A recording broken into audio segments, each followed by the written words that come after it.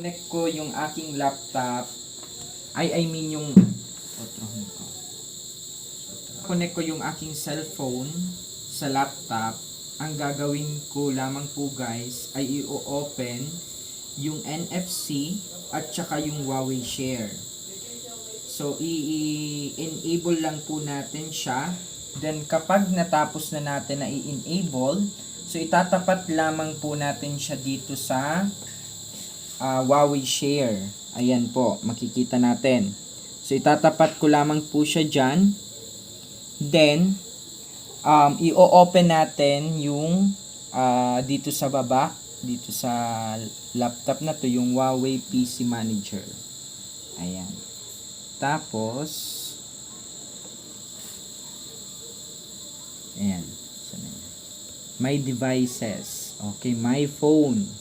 So makikita nyo dyan guys, ayan, yung Huawei Share enable. So ayan, itatapat lang po natin siya dyan guys, yung ating cellphone sa Huawei Share.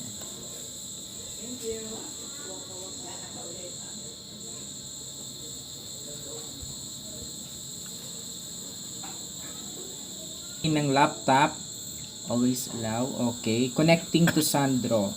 So kapag nakita nyo ng ganyan po guys, makikita nyo na dito sa screen yung aking screen sa cellphone. Ayan. Next, get started. Ayan. Ayan. So as you can see guys, ibaba ko siya dito. Yung screen ko sa cellphone ay nandito na sa screen ng laptop. So, ganun lang po siya kadali. And pwede na rin po ako dyan mag-type, mag-message. Kung anong ginagawa usually doon sa cellphone, pwede nyo na siyang gawin dito sa laptop. So, yun. Yun yung Huawei Share po. Yun yung function ng Huawei Share.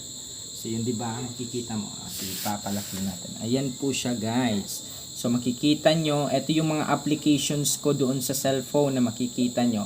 So nag-appear na po siya dito sa screen. Ganun lang po siya kadali.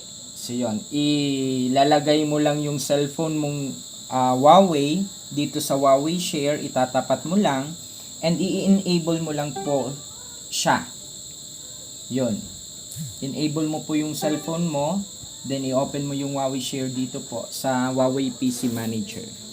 Then, just put it here sa Huawei Share po. Yun lamang po guys. Maraming salamat.